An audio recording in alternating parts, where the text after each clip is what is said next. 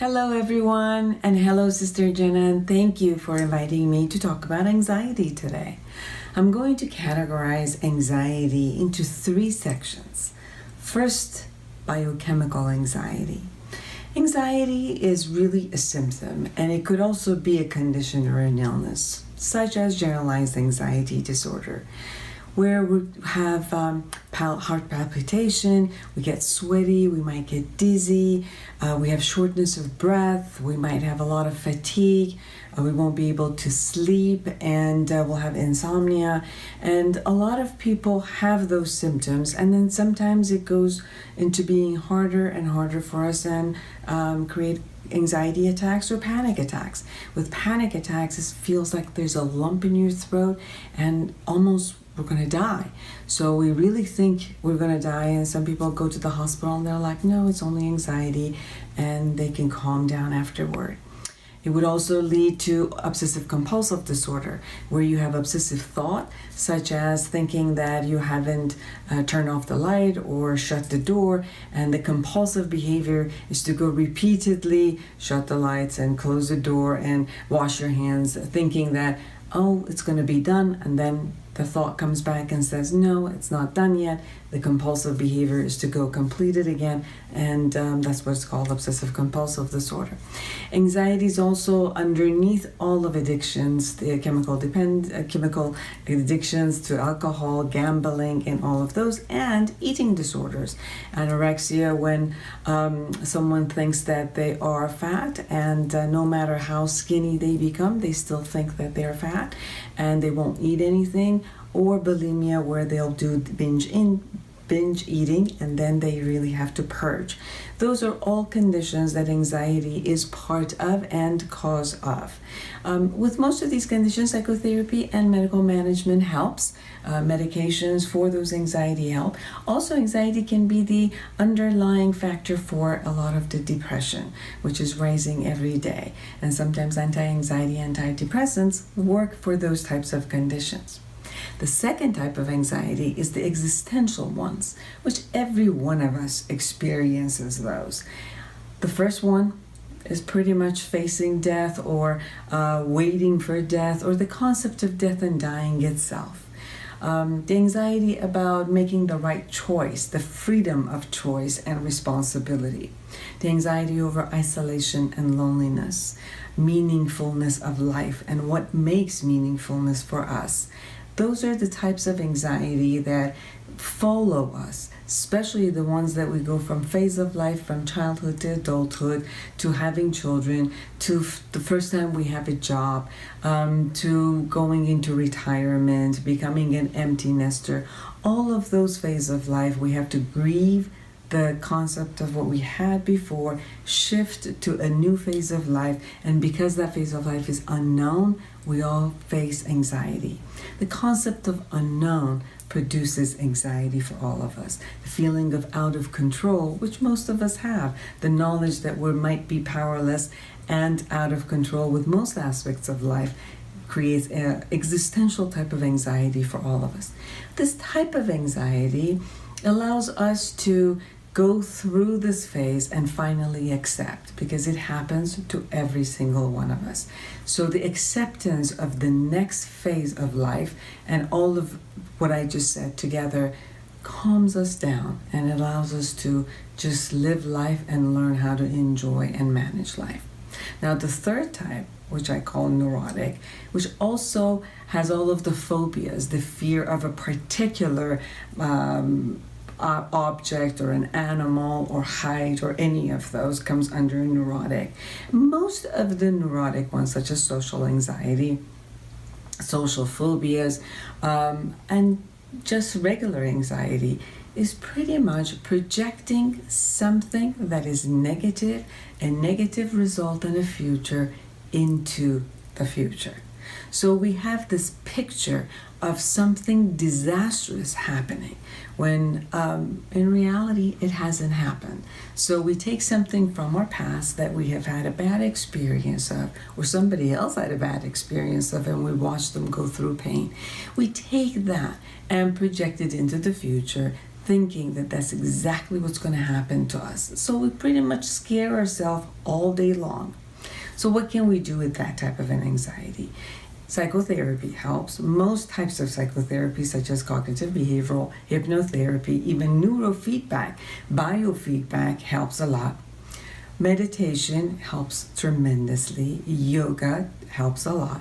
And another type, which is awareness integration model, psychology model that I created, I look at the way we think, the way we feel, how we behave, and the impact that we have, and look at where all of these thinkings are coming from. Most of us learn how to think and bring all of those belief systems from our parents, from our society, community, and we keep those negative thoughts. And somehow we perceive these negative thoughts and belief systems about ourselves and the world and carry them with us.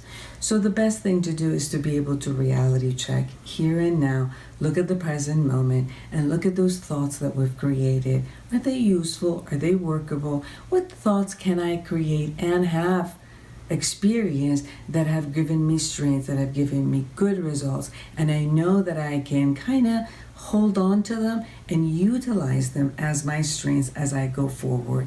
Where is it in my life that I've really have had skills, I've had tools that I've worked and created, and I can use those tools to look at the present moment and know that in the future I will also have those.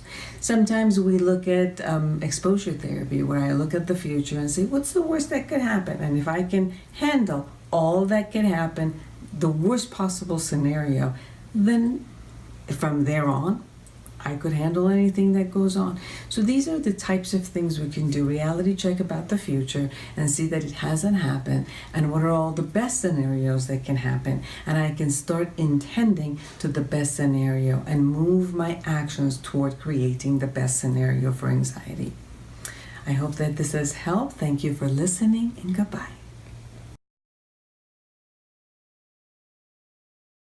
We have a really wonderful program for you today. On learning to let go of anxiety, we have two excellent speakers to really take us through that topic today. Of course, we have Sister Jenna, our own Sister Jenna. Sister Jenna, how many of you know Sister Jenna? So quite a few of you do.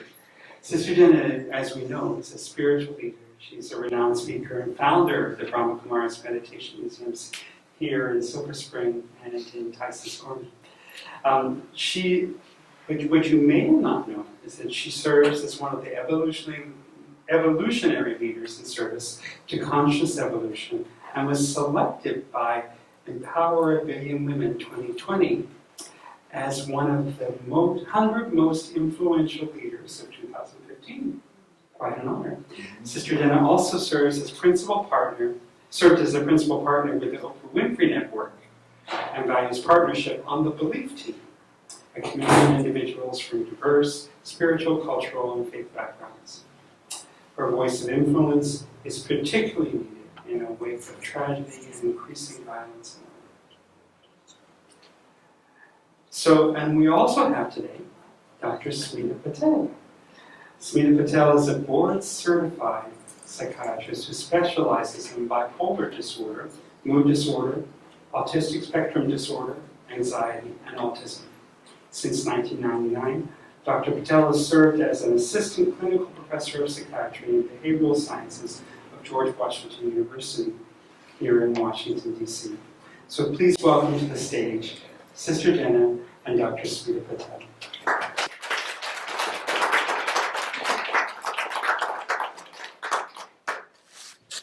Hi everyone. Good evening. Om Shanti. We haven't even really started the program, and yet it's rich with information already, right? I'd like to thank Dr. Fujan Zain from California that offered that beautiful, very simplistic, video that basically gives us signals of some of the things that we're going through. Also, you've got to get a copy of your new book called Life Reset by Dr. Zain. It's a fantastic read. If you go to my Twitter handle, you'll see me sneaking through reading it while I'm busy in the middle of the day. I just got back from sunny Florida yesterday and wish I was still there. But it's always good to be back in the good old nation's capital because there's so much happening here and the vibrations are so needed of peace and love and power here.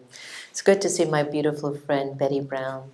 She drove all the way from Virginia just for this. You got some anxiety? Oh, you got it from Florida too? Overnight train. Oh, wow, wow. Welcome to Betty Brown. Welcome to all of you. As you know, the Meditation Museum continues to thrive to make us better people. I'm so glad to have this place because there's nothing like this in the nation's capital, Dr. Patel. And perhaps what I can do is share with our friends that are here how we met. It was a few months ago, we were at the Meditation Museum in Tyson's Corner. I don't know if you've been to that space, it's gorgeous. And we were about to close up. We were just having a chit-chat. And I was speaking to my very good friend Ravi Puli. We were talking about his life. And Dr. Patel came in with her husband, and we're just having an intimate moment. And I informed the staff, please, can you give her a tour? At least she's here. She's come all the way here, do a tour. So they offered her a tour, and I'm very inclusive. That's why I did that album, Inclusion Revolution. Get a copy before you leave. And I asked her to join the circle, remember? I said, just come and join. What's your name? Where are you from? What's your blood type? Your social security number? I was just asking her everything.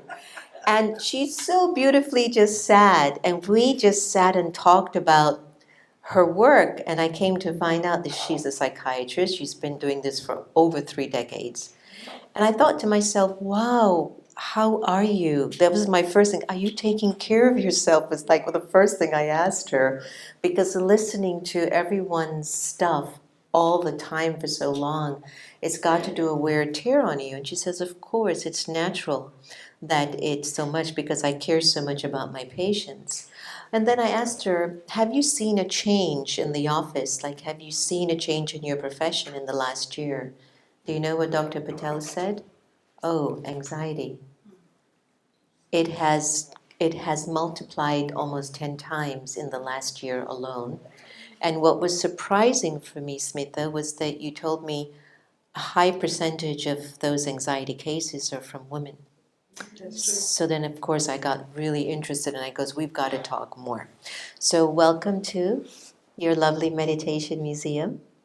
Thank you. Glad to be here. Yes. And good evening, everyone. I would like to extend my profound gratitude to all of you for being here on weeknights and going through a lot of traffic.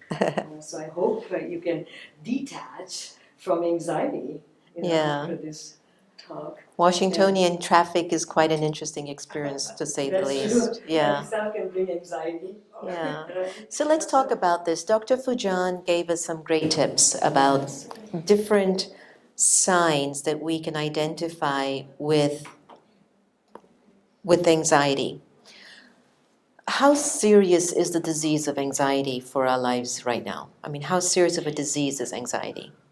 It is a very serious disorder.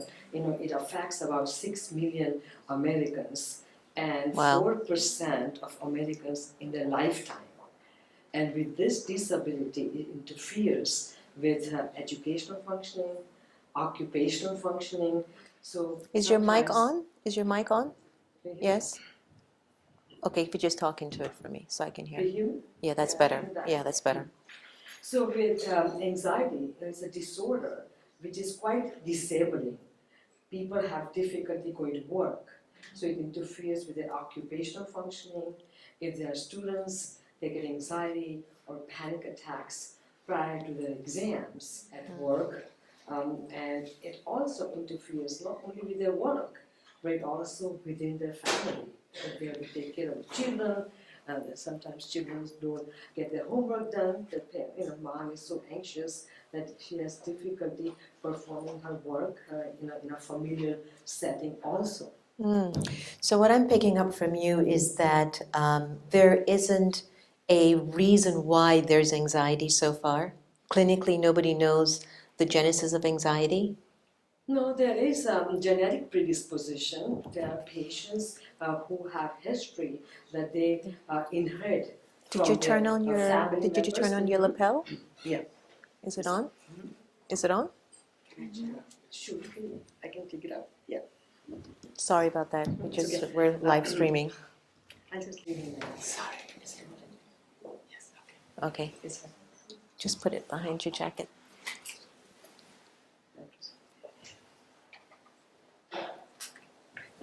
Yes. Sorry about that. Yeah, it's a no problem. Yeah, so anxiety is quite disabling, and there is a genetic predisposition. Like if family members have hypertension, they inherit that gene. Same way, anxiety has a genetic predisposition, and sometimes it is not expressed till young adulthood. Mainly, it starts with adolescent phase, or students going away from home for the first time can lead to anxiety. So person can have a genetic predisposition, but it may not express for till they have a stressors in their life. So let me interject here. Let's say I'm a parent and I'm observing my child. Are there any signs or signals that I can identify at a very young age, whether it's 4 or 5 or 6, that would signal to me there's possibility that there might be anxiety issues somewhere percolating in my child? What do we look for? At age 5 or 6, they will have difficulty separating from their parent. So when they go to drop them at school, they will have anxiety, have crying spells. Then sometimes Monday mornings, they don't like going to school. So the parents have to take them I to don't school. like going to work on Monday morning. We must have some issues.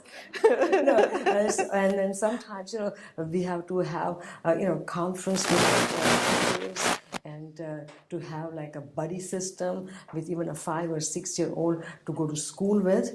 So Right. they feel less anxious. Okay. And with that anxiety, it will also interfere with the learning process, where they have difficulty Right. with retention. Interesting. Now, so you're basically saying what could help our children is to have a kind of a buddy system that can support them. Is there anything else that we can help our children with reducing their anxiety, especially on Mondays or when they have to go to school, or they might see someone that they're very uncomfortable with? I've seen some children who react very negatively when they see a particular person. It's incredible. Is there something as a parent that we could do to just make them feel a little bit more safe? Say, like, one can have like a group therapy or just a parent meeting on Sunday night, saying that, okay, you do get anxious or nervous going to school, and it's you have gone to school before. It's not the first time, right? Every weekdays, once they start the school, it's mainly like Monday morning or Sunday night anxiety. Then parents have to sit down and talk to them, and it's almost like a desensitization. If someone is anxious, right, you gradually continue to, you don't tell them, okay, to stay home. You continue to tell them to go to school. It's almost like the same child, if he's afraid of going on an elevator, you go with that person in an elevator, right? So you desensitize them. Same thing during the summertime. So many of my patients have difficulty driving through that Bay Bridge to go to the ocean, right? To the ocean city. So then their spouse either drive them, and then gradually we reintroduce them. So it's a desensitization. You're almost making me feel like I got some anxiety going on because I don't like that Bay Bridge either. How interesting is that? But I know it gets to the point where it gets extreme. Like when it gets extreme and you're not functioning on a practical level, then it's important to seek help. Share with us some cases of extreme anxiety that you have seen in your patients, or help us to understand when is it that our anxiety has reached a little bit too far and we need to get help. Well, let's just see a young lady, who is just graduated from like law school and started their first job, which is their dream job in Washington, D.C., working in a corporate environment. And a student, she has been an excellent student academically, socially, but this is her first dream job. She goes to work. First 3-4 months, she's putting her best foot forward, working up to 60 hours per week, which I will not advise anyone, but I think that's what it is in a corporate world, that they have to work that many hours, or they call it billable hours. So she comes in 3 months after she started her dream job, where she tells me that she's experiencing difficulty falling asleep. She has frequent awakening at night. She has early morning awakening. Then she has lack of appetite, and her concentration declines. She is not able to perform at her best abilities. So she comes in and she said the main reason she's coming is the deterioration in her performance. And she also had weight loss, almost like 8 pounds within a month, without doing any exercise. So it was excessive stress which led to physiological changes. So whenever a person suffers from anxiety, one can say, okay, the spouse or the family friends will say you can snap out of it. Or someone will say, okay, you can do some meditation, do some relaxation. But when it affects physiologically, that means affects your circadian rhythm, meaning you go to sleep disturbance, appetite changes, and cognitive function. That's the time one really needs psychopharmacological management to stabilize that condition. I don't know if you've ever had cases of friends or family or even yourselves where you witnessed a family member actually feeling like they're going to die. And you witnessed it more than once, twice, 5 times, 20 times. And it might become a pattern for them where they literally feel like they're dying. They can't breathe. They'll tell you their head is about to explode. And no matter what you do to try to comfort them or to even make them feel like they're not in this alone, it's not enough until they go into the emergency room. They need to go into an emergency room to feel secure. What would you say is that condition? I mean, what's the genesis of that very acute state to be in? And what would you say would be a best practice for that individual? Any time there's an acute stage, that person may not require any hospitalization, but in the hospital or the emergency room, they may give benzodiazepines, which is short-acting medication, just to relieve that stage of anxiety or panic attack. Right. But the long-term solution would be that person will require individual psychotherapy. We call it cognitive behavioral therapy. In cognitive behavioral therapy, therapist works with their emotions and feelings to change that behavior. And maybe you may want to talk about some celestial or what might be happening spiritual for that person. Yeah. For me, I look at anxiety as an accumulation of a pattern of thinking that we've been having for a long time. Whether it's in just this lifetime, or if you're like me, we believe in other lifetimes. And the soul, the non-physical energies, carrying all the memories and all the experiences inside of it. And perhaps what we can do is just go with me for a little bit as I invite you to consider yourself a non-physical energy. You know, imagine yourself a non-physical energy. And you have no idea what's waiting for you down here when you come down. You have no idea who you're going to meet, who you're going to love, who you're not going to love, who you're going to run away from, who you want to run to. You have no idea what job you're going to take, what victories you're going to gain, or what losses you will have to adjust to. Right? So your non-physical energy is sitting behind your eyes, waiting on a story to be told. So imagine the soul, the energy is in a complete state of truth and wholeness. You're okay. There are no bruises anywhere in you. You're like a 1-month-old baby. You're fine. And I almost think that that's what we keep thriving for. We keep thriving to get back to that level of inner truth. But when we come down, we start to go through all these multitudes of experiences. We endure many broken hearts. We endure the loss of many loved ones.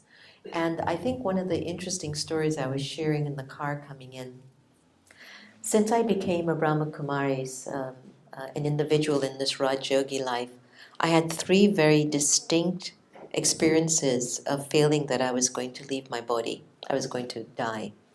One was when I was stationed in New York in Great Neck, and I was crossing the street to get to the other side so I can open up the center in Great Neck, Long Island. And I can remember so clearly, Dr. Patel and everyone, as my right foot decided to step down from the sidewalk, all of a sudden there was this very dark clothed image that emerged in front of me, but there was no face. It was almost like a skeleton. And my both knees buckled. And as I walked across the street, I felt like, oh my God, I'm going to die. And for the next 3 days, I kept thinking, I don't know what's going to happen to me, but I'm going to check out. And I remembered so much going into my reflection and my meditation with God. And I remember telling God, whatever I've done, really, I was so silly, I had no idea. Please just let it go, don't hold it, don't hold it against me. But I remembered really deepening my connection to God, feeling that if anything happened to me at any time, I, the soul, would be in a good place at that moment because I didn't know. But 3 days later, it passed. Another time I was relocated here on Georgia, and a little white dove blew up as a result of a storm at our door. And I heard something at the door, and I opened the door, and guess what I saw? A white dove looking at me like, I've come for you. And I was like, no, I'm not ready. And I was at the center by myself, and I took that little dove in, because it was a storm at the time. I got a cardboard box, I put some greens in there, and you know, you'd put the food in, and the dove is sitting in the corner, and the dove's looking at me. There's not much time. And I would be like, God, this is my second time feeling this, really. And what you felt was like, you're going to check out of this role. You're checking out of this body.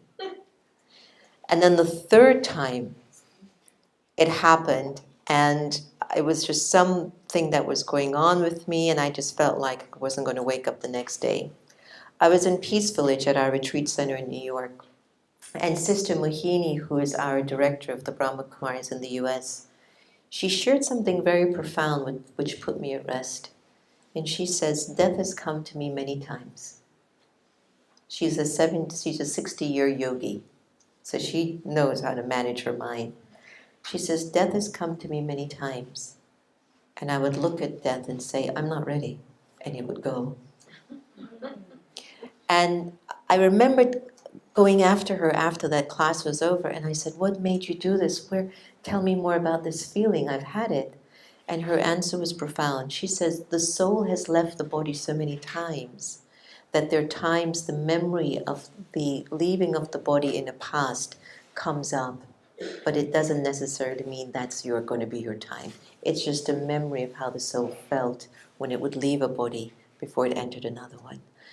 And I can't begin to tell you how that just made me rest in my spirit. So I believe that, these stories of the stresses and the strains that we endure, I don't believe they're just of one lifetime.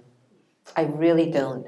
I believe that we're on a journey and we're traveling and we're picking up a lot of stuff and we're leaving a lot of stuff. There are stories where people have just picked up the vibrations of other people and have made it their own, but it's not their story. But the emotions of that energy is now in the soul. And so now I've picked up something that really, I don't really need to have with me anymore. And so I wanted to share that with you because I do believe you are able to master a lot of the clinical things which are important, and you also are able to help your patients to process it. But sometimes I always question as well, like, how do I learn the deeper soul issue that's going on inside of me? And I'm just going to I'm going to test you. How do you take care of yourself? Listening to so many stories every day, even getting important calls at 2 at night. I'm sure some of your patients call you at that time. How do you take care of yourself? Well, I try to, just do meditation, relaxation, and I detach from the negative energy. My patients, they call me like sometimes 2 o'clock in the morning, and sometimes it's difficult to go back to sleep, but I try to, do sometimes just meditation and listen to some mantras. Vibrations are very powerful. And any type of emotion, there's an attachment. So I try to remain detached, and it's almost try to have a shield around me. And like almost 20 years ago, when I was like in my residency, sometimes a nurse will call me 1 o'clock in the morning to pronounce someone dead. And death, dying process, it's not just to sign a paper or announce someone who died, and then we have called the family members. So after that process, it was getting so difficult. So then I went to Dr. Brian Weiss' workshop Oh yeah, I love to him. deal with the death and dying and how to do detaching. Even though I don't know that person, but I start thinking about that person's story. What might have happened to that person? How do you think that person may have lived? And end stage. And everyone is fearful. And it's hard to see people leaving their soul. And there are different people. We've seen the death process. And then how some people get anxious, some people don't. And so, what is your take on that? No, well, I want to touch on that because some of us, as we get mature, we start to question our longevity. Do you like that word? Mature. So as we get a little bit more mature, we start to clock back. Well, I think I've only got like 200 more days left, or 199, or okay, let me make the best of 197, right? So, and then the back starts to ache, the legs aren't working, the hips out, the eyes, are double vision. Yeah, I can't hear you. All these things.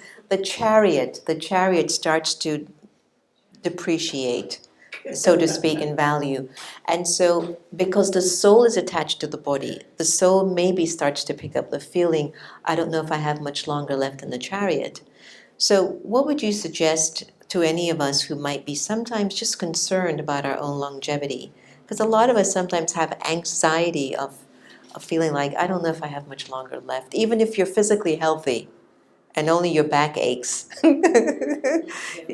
What would you suggest as a method to not go there, not to feed that story? Yeah. I always tell my patients, be contented, just live in the moment. And age is just a number.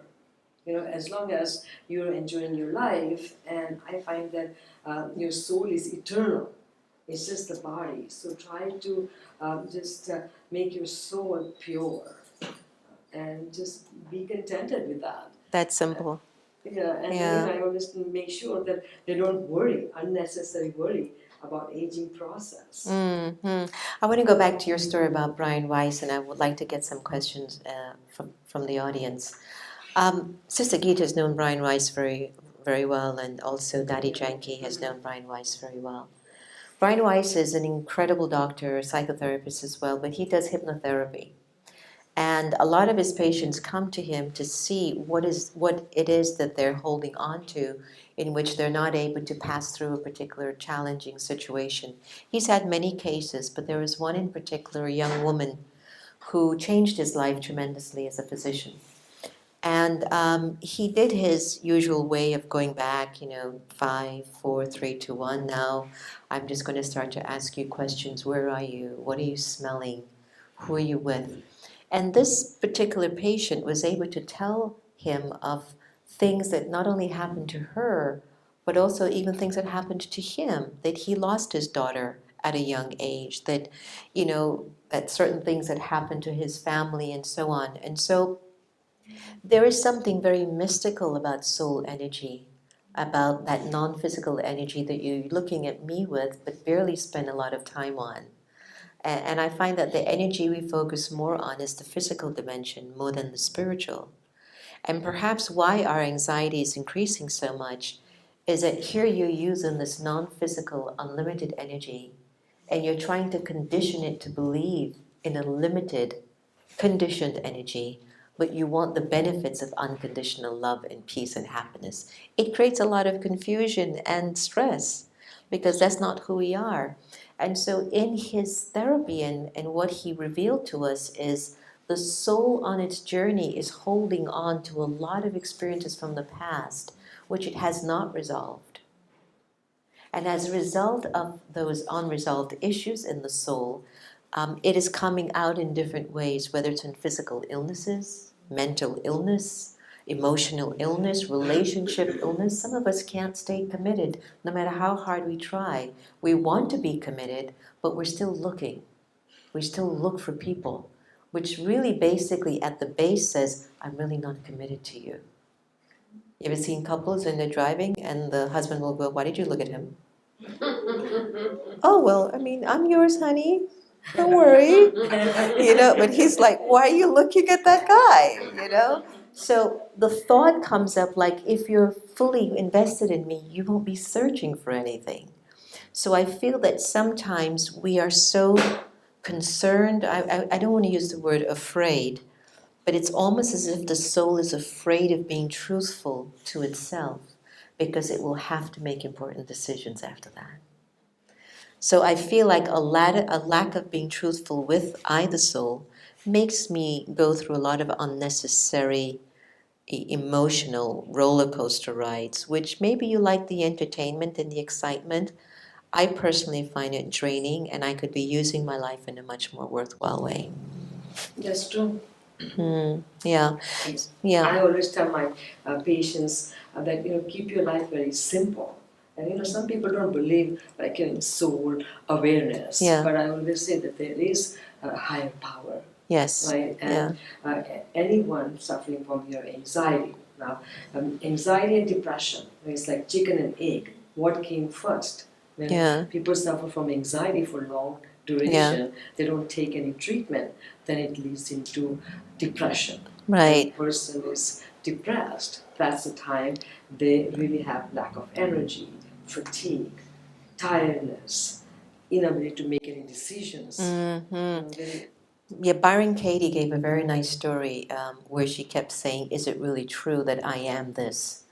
And her whole process is asking us to identify really, are these thoughts really truthful for me?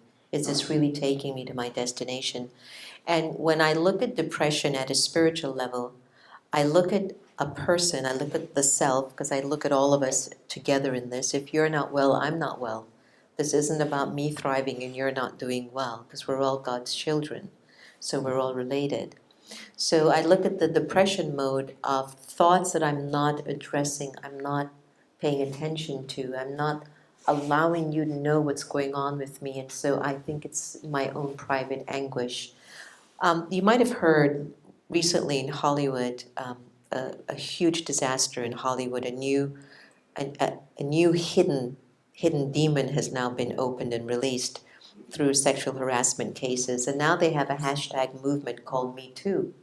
And you're finding a lot of actresses, and men are also involved, but a lot of actresses are coming forward and saying, me too, he did that to me, or me too, that happened to me.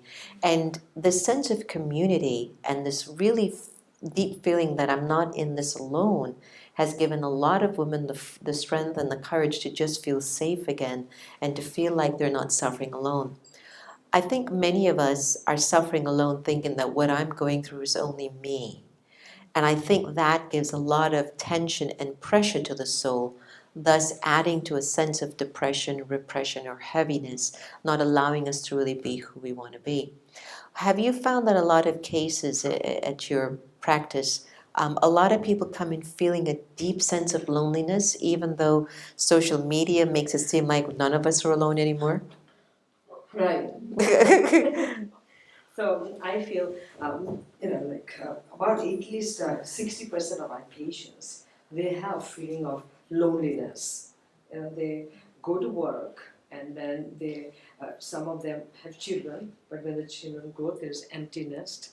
And with that loneliness, they do not know how to use their time most productive way.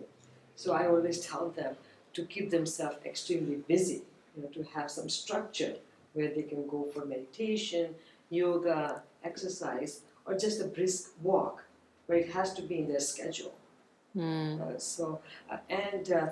Sometimes this social media, especially with adolescents, as much as they like, it's also emotionally draining them. Oh, yeah. And it's making them more depressed. I had a student who does not know who their neighbors are, who their good friends in the classroom, but he has a friend 10,000 miles away from here who has never met, and they were making suicidal plans.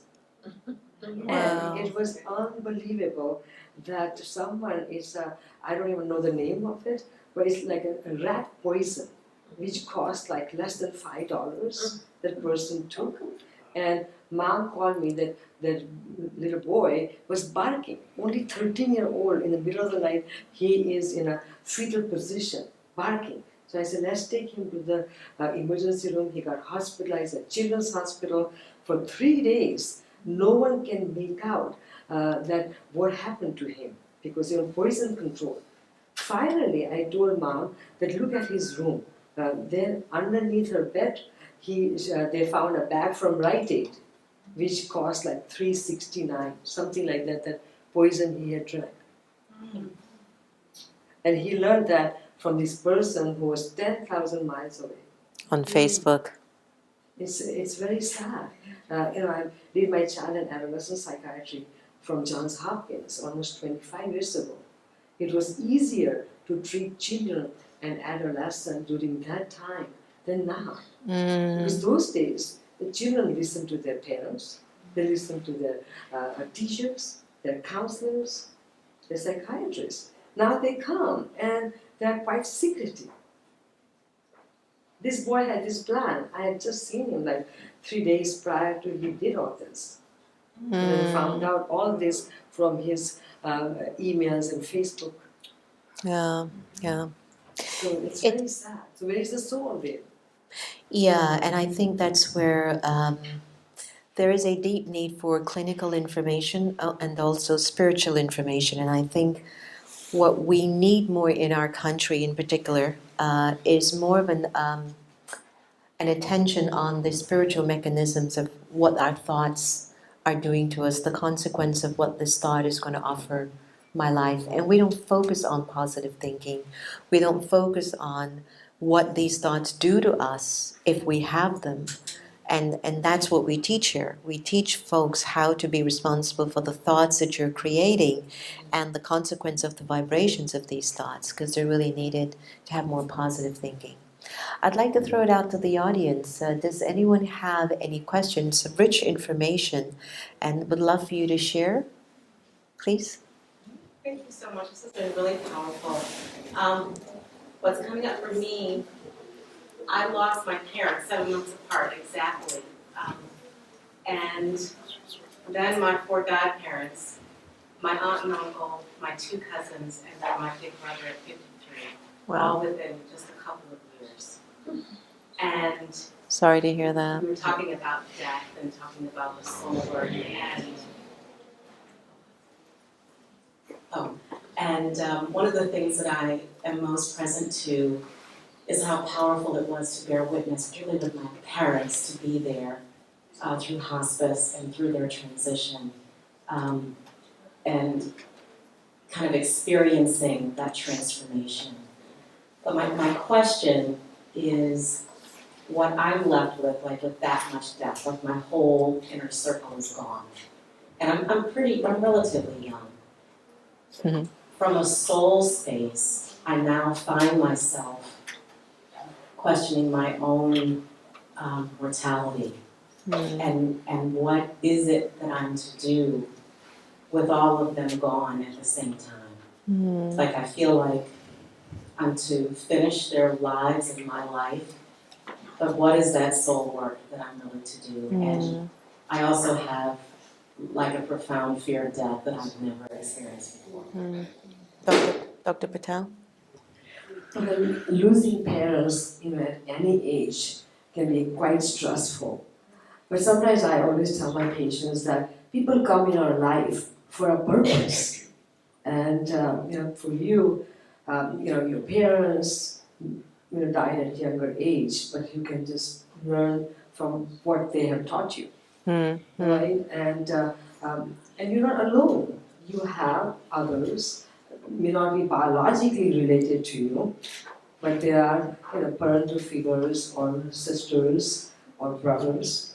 But losing, I think, 4 family members within a short duration can be quite difficult. It was 11. 11. 11 family Yeah. members. So, okay, let me help you out on that one. Yeah. One, I think it's unbelievable to even think of that. 2, my heart goes out to you, for sure. I've not felt it, so I can't even imagine what it must feel like to be going to funerals after funerals after funerals. So the way I look at that spiritually, one is I'm convinced that we all come into each other's lives, have a story to tell and to share, and then we move on. So far to date, I've not met any single person in anyone's life has stayed with them forever. Even though it sounds good when you're in love. I've not seen it happen so far. Sometimes at a contractual soul level, it's almost as if a lot of people who come and go in our lives are basically saying, this is the amount of time I will be having with you, and then I will check out. But at a spiritual level and mystical level, we don't know that data. We don't have that data until when the moment arises, we go, oh my God, they're gone again. This one's gone again. I would say the soul level, the soul lesson that I'd be learning from that is an amplification of love which removes my energy of attachment. The more my love as a soul amplifies in my spirit, the less clingy I will be in my relationships and the way I interpret my relationships. Because I can't control how long they're going to ever be with me. The other thing that I'm hearing is the concern about the fact that I've seen so much death within a number of years. The question comes, is that now my turn? When is it going to be my turn? Maybe you were just the onlooker at a story, not necessarily it'll be yours within another year or 2 or 5 years. I would recommend the feeling of the fear of that death coming up inside of the soul, that I would connect it to, I've seen so much death and that's why I know you keep visiting me. So I would give it that conversation, I would give it that languaging. And it's almost as if you now have a story that you can tell to others to help them during their process of loss and to let them know how big this can be when you're able to witness this and still be able to be of service. So I would more recommend using this situation that you've been through, now make it a means of service rather than being really concerned if this is going to be my final moment. And be very patient with what the feelings are. Don't suppress them. If you're scared, I would tell my soul, there you go again, I'm scared. And then I go back to the 11 lives that I've lost in just a couple of years. And I would say, this really impacted me. I would tell myself that. But then I would say, I don't know if this is really going to be your story anyway. So then I would be more of service. That's my answer. You're welcome. Any other questions from today? Oh, I don't Yeah. know. Sorry, the mic. Thank you for a very timely and helpful presentation. You're I have a welcome. two-part question. One is, besides the things you've mentioned, what do you think are the causes of this increased anxiety? And also at the beginning in the video that the Dr. Fujan Singh did. presented, Beautiful she video. talked about 2 or 3 different types of anxiety. And is there some accepted testing that could be done so a person can diagnose if they have the first type of anxiety or the second or the third that you talked about? Great question. Thank you. Dr. Patel? Yeah, so she talked about number one was, I think, generalized anxiety disorder. Now that for the testing, we do questionnaires and mainly what patient presents with.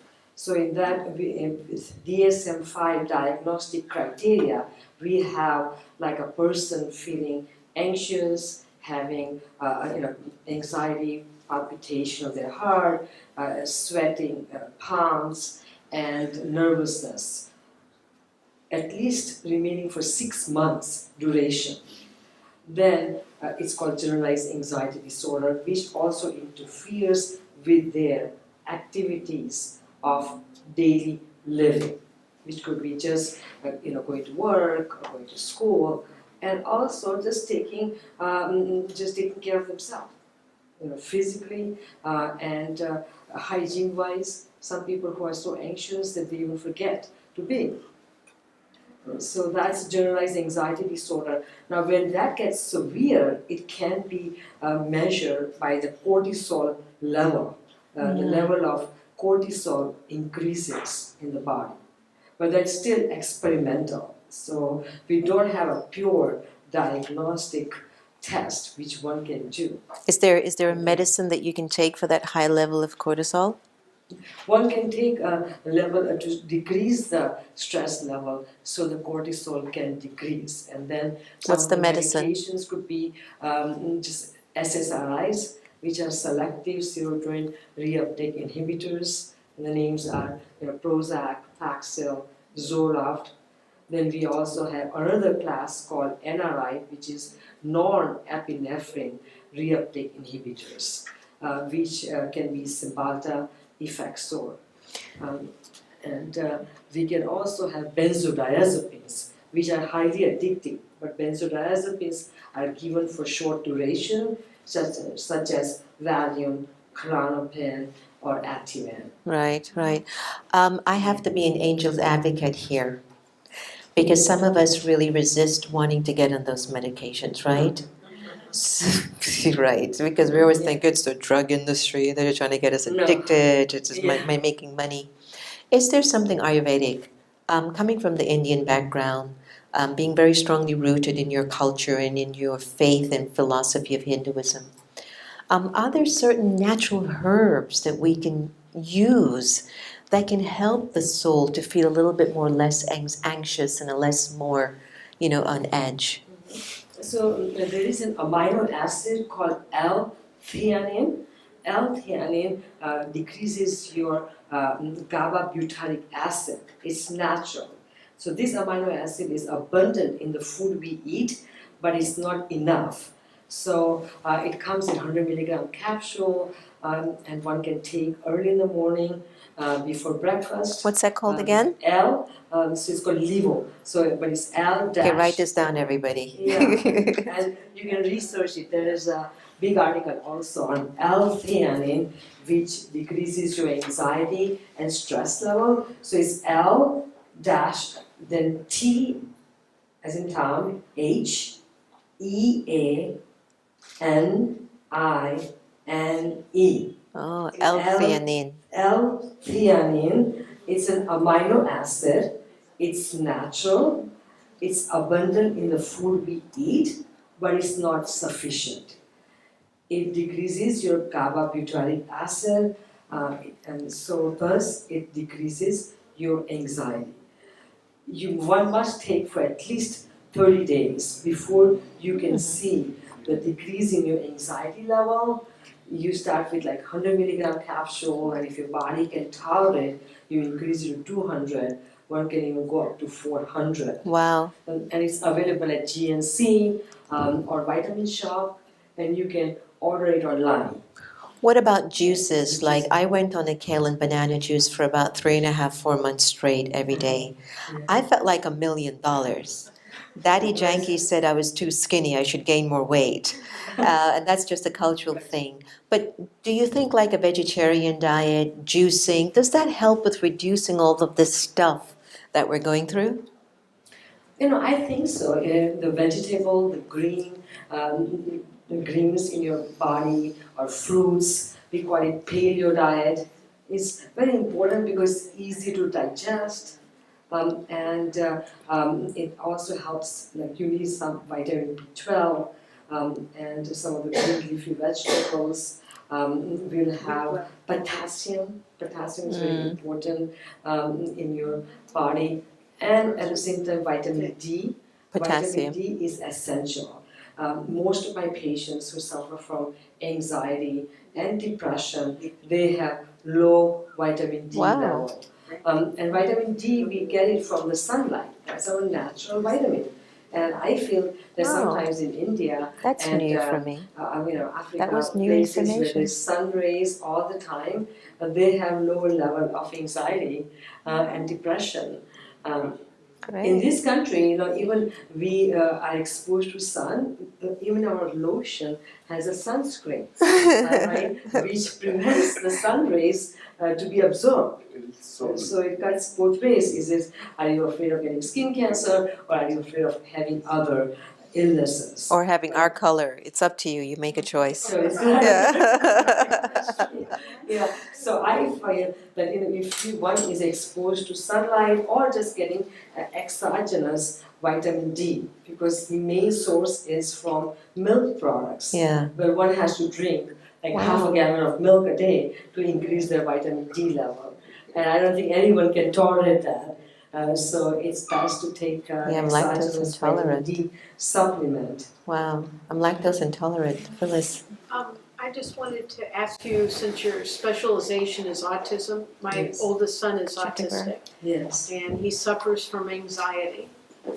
And I just he will not take medicine, he eats terribly, drinks soda, Yeah, very, so very thin. he And I loves was wondering soda. if you have any ideas.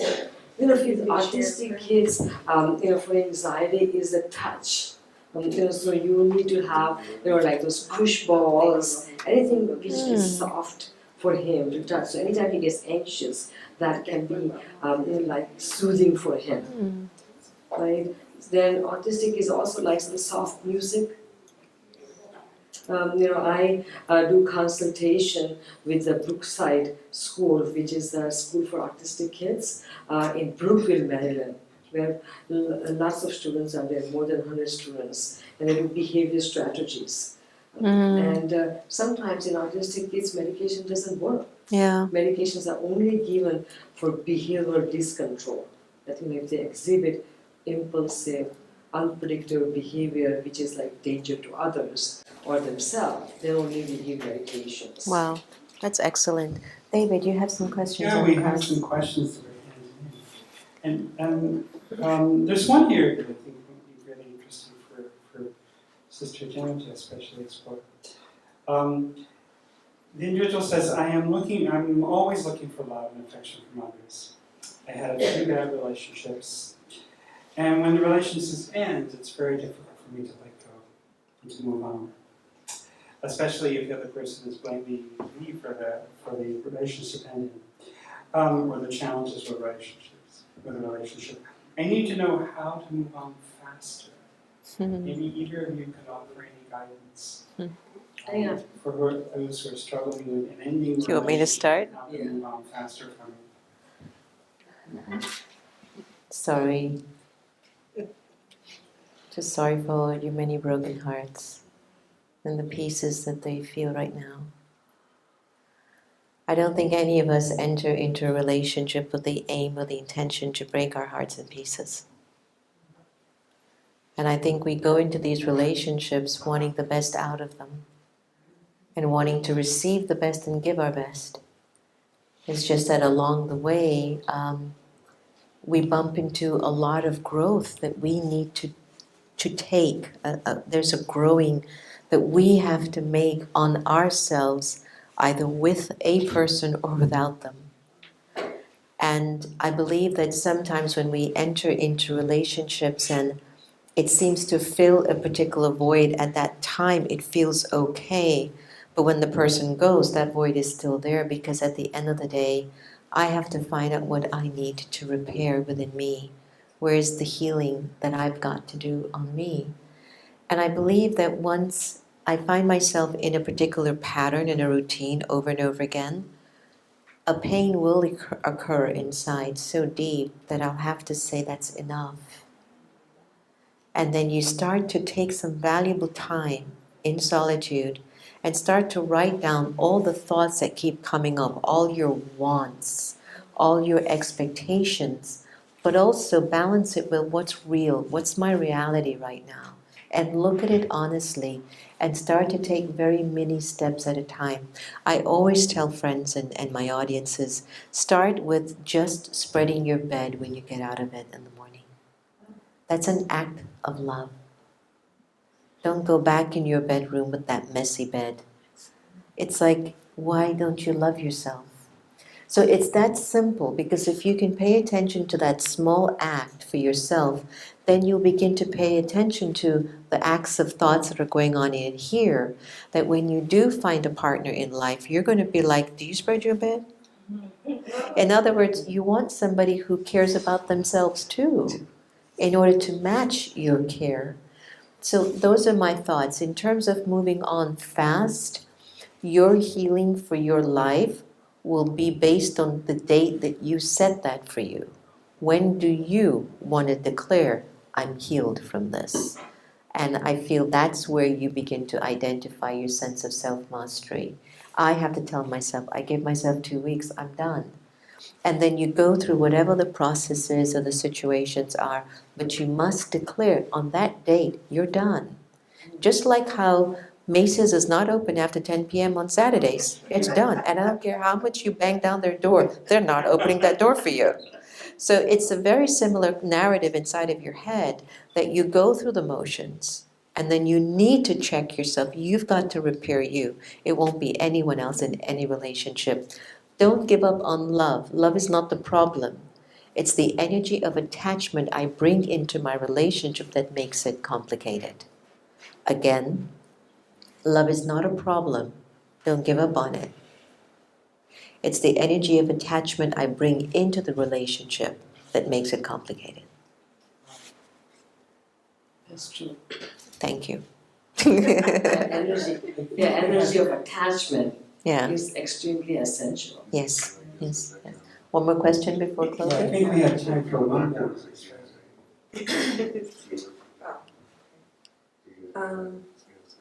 I had an experience similar to what it is that you described of like leaving. Leaving the body. Yeah, but I left the planet. Okay. But I had just wanted to say when I came back, I felt really good. Yeah. Really good. Better than I had ever felt. Yeah. Near-death experiences, they call them. Yeah, and I had also wanted to say, you were talking about all these experiences, that are in your mind. And a really good way I have of expressing the experiences is in the form of fiction, short fiction. And it sort of like leaves me, doing that sort of expression. It leaves, it goes away and becomes something else. Interesting. Yeah. Nice. I like that. You have to find what's going to work for you. But just, I think Dr. Patel will support me on this. Please don't suppress what you're going through, even if it's ugly. You must accept, I'm feeling this or I'm thinking this. So one of the ways that I believe healing the mental state comes in is when I really keep sending good wishes and pure feelings to people. I find that to be one of the greatest healers of all time, and I find it to be an essential tool towards healing, is to have good wishes and pure feelings to individuals. As simple as that seems, I find it a cure for mental illness. And I'll just do a quick closing. In the car coming over today, I was sharing about how sometimes we are not proud of our past, or we're not proud of the state that we're in, and so we tend to shield it from people. We hide ourselves from each other. And life is funny because if you're celebrating your victory, if you are like doing great, there's always somebody who's jealous of you. It's like they're jealous and they hate that you're doing so good, and If anybody comes and talks about how well you're doing, they find something wrong about you. I find jealousy a mental illness. It is. And I found that if you're not doing very good, they also be like, oh yeah, she deserved that. That's a mental illness. And I don't think we actually hit mental illness at a very average level of behavior and intentions. And I feel that those vibrations actually add up after a long period of time, whether it's in one birth or 10 lives or 20 lives, that it becomes so overwhelming that I can't function normally anymore. So I would recommend to everyone in the room, please, if I've had a moment of jealousy, and I don't have it very often, but I remembered having it, and I remembered I gave myself 2 weeks. I go, what are you jealous about here? You have your achievements, you know who you are, and you could hear all the stories that come in, but I remember the first week of having that feeling, and I went, people live with this feeling their whole lives? Whoa, they can't get anywhere if they walk like that. So then after that first week I identified it, the second week was when I was very honest enough to know, this isn't me, this is not how I'm designed. So please acknowledge these feelings, jealousy, revenge, competition, insecurity. They have this, I don't, so I want it. That's mental illness. That's true. And that will take away your bliss and make you depressed. So this is my closing statement for today. No more of that. And I have learned a lot from you. And Sister Jenna has a little acronym called ALGE. Yes. Maybe I can share that with you. So anyone comes in, any of my patients, I tell them anger. One has to try to feel, decrease their anger, then lust, Greed, greed, attachment, and ego. jealousy. And actually, my grandmother used to say jealousy is like worse than getting bitten by a snake.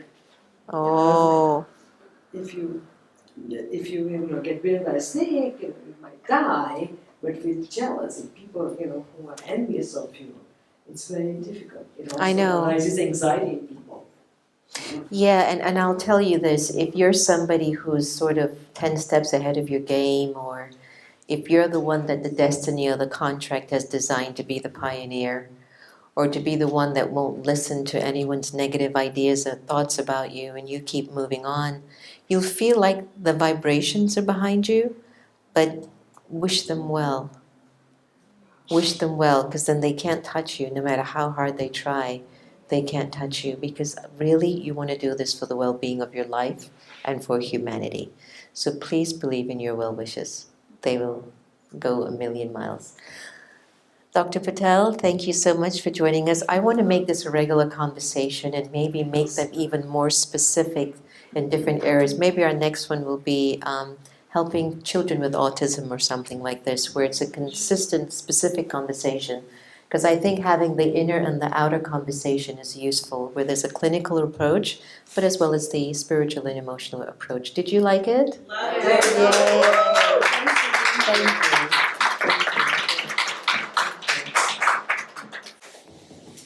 Thank you, Sister Jenna. Thank you, Dr. Patel. All join me in giving them an applause.